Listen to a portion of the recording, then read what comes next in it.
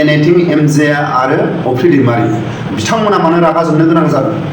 दिपेन बर' सार, हाग्रामा महिलारि सार साथामजों ससियेल मिडियाआव आखाइ हमलायनानै जों खौसे जाबाय होनबानो बर' हारिया खौसे जागोन। ससियेल मिडियाआव हब्राबा थानानै लाब गैया। अफ्रि दैमारि आरो एनेथिं एमजे आरो सानैसो बिथांमोननि भिडिअ खालायनायाव लाजिदों नामा? एक्सन बेफोरनि नासयनानै दोनजानायखौ लाजिदों नामा? अफ्रि दैमारि आरो एनेथिं एमजे जाथिनि मा मावदों? बिथांमोना जाय साफा सानै कमेन्ट लिरगिरिफोरनि सायाव जोबोद दुखु मोनदों, रागा जोंदों। आं दिनैनि समाव आं स्पष्ट फोरमायगोन।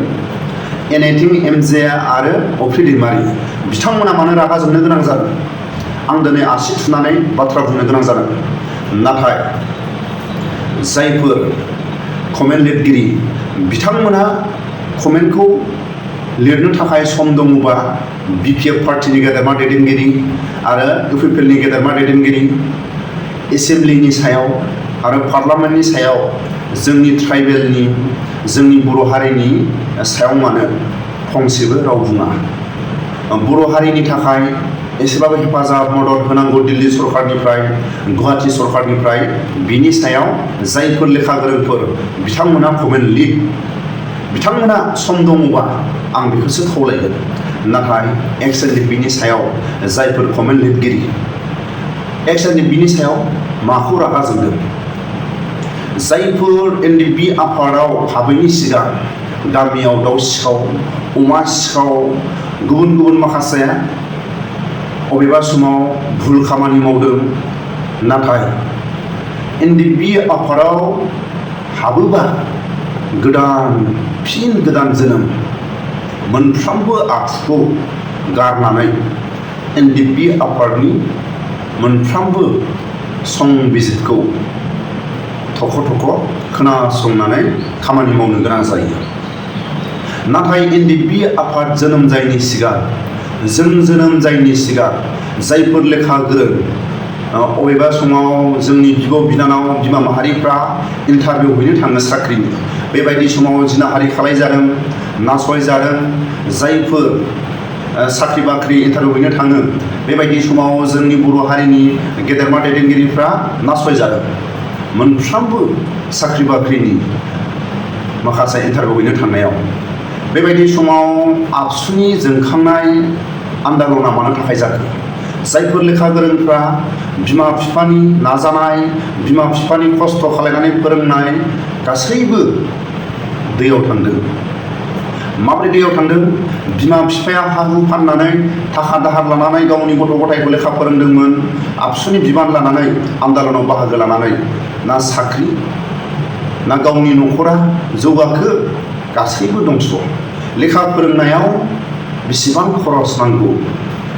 नाथाय जायफोर लेखा गोरोंफोर कमेन्ट लिरगिरि बिथांमोननि कमेन्ट लिरनाया जायफोर पार्लामेन्टनि एगेन्स्टआव, एसेम्ब्लिनि एगेन्स्टआव जोंनि बर'नि जायफोर राजनितिक दैदेनगिरिफ्रा दिनै बिबानखौ लानानै जोबोर दिल्ली सरकारनि बाख्नायनाय, गुवाहाटि सरकारनि बाख्नायनाय, बिथांमोननि सायावसो जायफोर कमेन्ट लिरगिरिफ्रा लेखा गोरोंफ्रा लिरनांगौ। दिनैनि समाव जोंनि बर' जायफोर लेखा गोरोंफ्रा दिल्ली सरकारनि सायाव, गुवाहाटि सरकारनि सायाव हायोबा बिटिआर एकर्डनि सायाव फुंनि बेलानि कमेन्ट लिरनानै फेसबुक, गुबुन गुबुन माखासे मेसेजजों जाहाथे दिल्ली सरकारा नुनाय बायदि, गुवाहाटि सरकारा नुनाय बायदि मेसेज लिरनानै हरनांगौ। नाथाय दिनैनि समाव एनेथिं एमजे आरो अफ्रि आरो जायफोर इउटुबार आरो जोंनि बर'नि माखासे निउस चेनेल बिथांमोना जोबोद खस्थ' खालामो। बिथांमोना जोंनि बर' रायजो राजाफ्रा बयबो एसेबाबो खना खनला खस्थ' खालायनानै थानाय जायफोर माबायदियै दिनैसिमबो खस्थ' भुगिनांदों, बेफोरखौ एसेबाबो समाधान जाथों होननानै जोबोद खस्थ' खालायनानै अफ्रि दैमारि आरो एनेथिं आरो माखासे बिथांमोन आरो जोंनि बर'नि निउस चेनेल बिथांमोना जोबोद खस्थ' खालामो। नाथाय बिथांमोना सरकारनिबो हेफाजाब मोना, जोंनि बर'नि गोहो खुंथायाव थानाय बिथांमोननिफ्रायबो हेफाजाब मोना, रायजो राजाफोरनिफ्रायबो हेफाजाब मोना।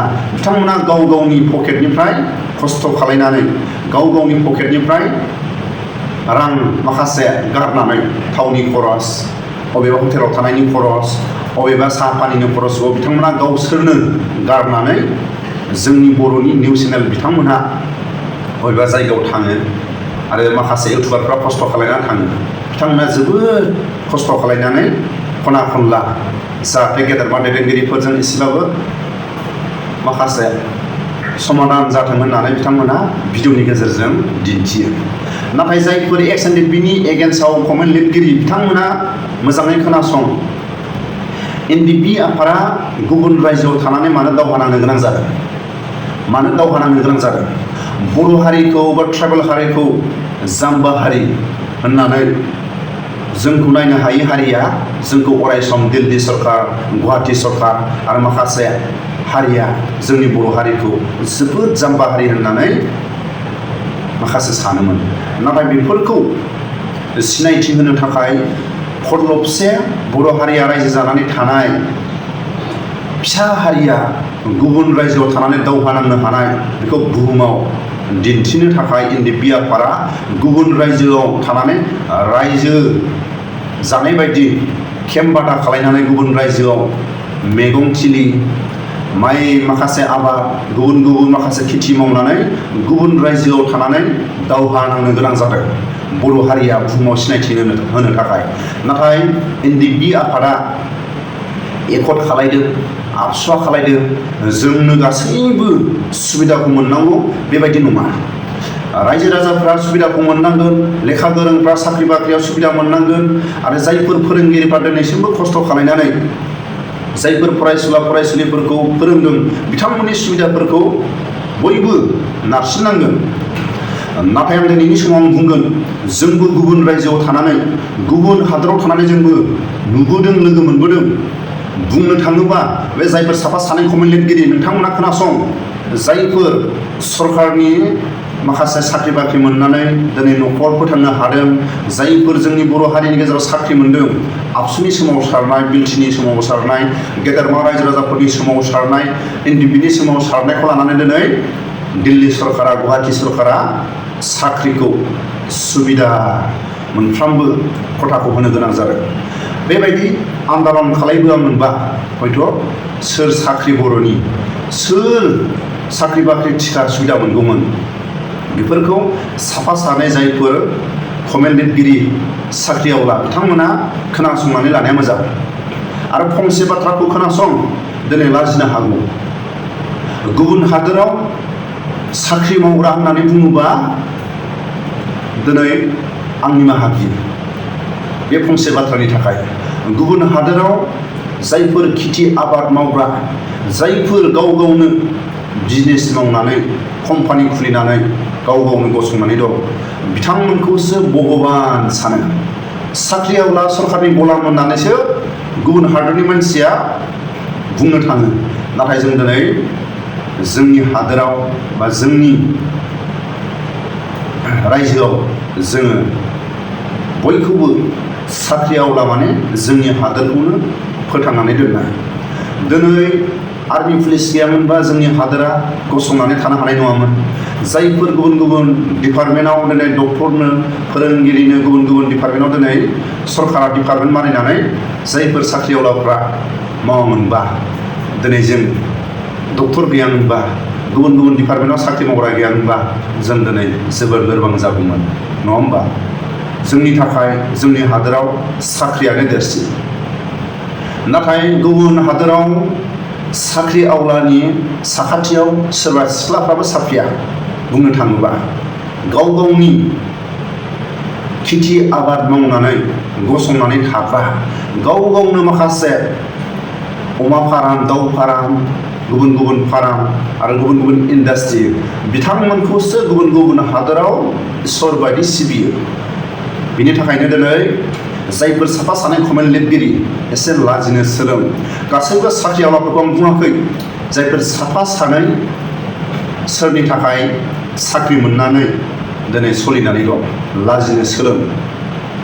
आबसुनि सोमावसारनाय जायफोर लेखा गोरोंफ्रा बिमा बिफानि फोरोंनाय, बिमा बिफाया हा फाननानै थाखा दाहार लानानै फोरोंनाय, जाथिनि खामानि मावनायाव ओरैनो माखासे समा आरो माखासे खस्थ' खालामनाय फरायनाय बेफोर जाथिनि नामाव दैयाव थांबाय। नाथाय बिथांमोनखौ दिनै बिथांमोननि न'आव थांनानै दिनै सोङो आबसुनि सोमावसारनायाव बेसेबां सम खस्थ' खालामबोखो।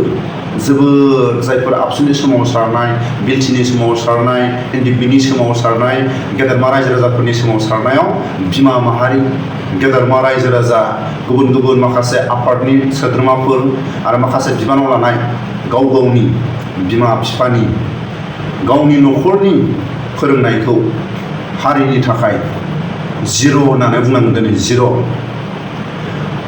जायफोर साफा सानै कमेन्ट लिरगिरि नोंथांमोननि खिथुआव मा अर नांदों? जोंहा दिनै जायफोर आबसुनि सोमावसारनाय, बिटिनि सोमावसारनाय, एनडिपिनि सोमावसारनाय, गेदेरमा रायजो राजाफोरनि सोमावसारनाय, बिमा माहारिनि सोमावसारनाय, जोबोद आन्दालनाव खस्थ' मोननानै न'खर सोलिनो हायै माखासे केस आरो बिथांमोना आर्मि पुलिसजों बुख्रुब जानानै मोजां बेमार नायनो हायै, ट्रिटमेन्ट लानो हायै बिथांमोननि सायाव भिडिअ खालामनांगौनि गोनांथि आरो एनिथिं एमजे आरो अफ्रि आरो बिथांमोनखौ आं खावलायो, हायोबा एक्स एनडिपिनि माखासे केस गोनां जायफोर जोबोद खस्थ'यै रायजो जादों बिथांमोनखौ भिडिअ खालामनायाव साफा सानै जायफोर गुबुन गुबुन आफादनि बिथांमोना लाजिदोंबा, जायफोर आबसुनि सोमावसारनाय, बिटिनि सोमावसारनाय बिथांमोननि न' थांनानै अफ्रि दैमारि आरो एनिथिं एमजे बिथांमोनखौ आं खावलायो। आबसुनि सोमावसारनायाव माबायदि बिबान लानानै आरो माबायदि बिमा बिफानि नाजानायाव लेखा गोरों जादोंमोन, दिनै मानो थाखाय जिर' जानो गोनां जादों, बिथांमोननि न'खराव थांनानै भिडिअ खालाय। आरो लोगोसे आं जोबथारनायाव बुङो, ससियेल मिडियायाव खौसेखौ बयबो हास्थायो। 5 मिनिटनि खामानि जोंनि बर' हारिनि गेदेरमा रायजो राजा, गुबुन गुबुन आफादनि गेदेरमा सारमोननि खाथियाव आं खावलायो। ससियेल मिडियायाव मानो हगारदों, ससियेल मिडियायाव मानो खावलायदों, आं दिनै दिपेन बर' सारखौ आं खावलायगोन। जोबथारनायाव फंसे बाथ्राखौ आं खावलायो, दिपेन बर' सारा हागोन ना हाया? प्रमद बर' सारनि न'आव थांनानै आर'नाइ सोंहैनो ससियेल मिडियायाव खौसेखौ हगारबाय थानानै जेबो लाब गैया। आरो लोगोसे हाग्रामा महिलारि सारनि आरो बिथांमोननि माखासे पार्टिनि बिबानगिरिफोरनि खाथियाव थांनानै आरो जायफोर बिपिएफ पार्टिखौ मोजां मोनग्रा गेदेरमा रायजो राजाफोरनि खाथियाव थांनानै दिपेन बर' सारा आर'नाइ सोनानै खावलायनो हागोन ना हाया? दिनैनिफ्राय खौसे जानांगौ। प्रमद बर' आरो दिपेन बर' सार आरो हाग्रामा महिलारि सारा ससियेल मिडियानि गेजेराव आखाइ हमलायनानै साथाम मानसिया जै बर' हारि होननानै जुदि साथामजों आखाइ हमलायनानै जुदि ससियेल मिडियायाव देखायबानोथ', ससियेल मिडियायाव फैयोबानोथ' दिनैनिफ्राय खौसे जाबाय, नङा होमबा? प्रमद बर'नि न'आवबो थाङा, हाग्रामा महिलारि सारनि न'आवबो थाङा, गुबुन गुबुन माखासे पार्टिनि गेदेरमा दैदेनगिरिफोरनि खाथियावबो थाङा, खौसे जानांगौ होननानै बुंबाय थाबा बोरै जानो? बिनि थाखायनो आं खावलायो दिपेन बर' सारखौ हाग्रामा महिलारि सारनि न'आव थांनानै, प्रमद बर' सारनि न'आव थांनानै आखाइ हमहोलायनांगौ प्रमद बर' आरो हाग्रामा महिलारि सारखौ। जै बर' हारिनि जै होननानै नोंसोर साथामजों बुंबानो बर' हारिया मोनफ्रोमबो दल संगठना खौसेयै आगान सुरसिगोन।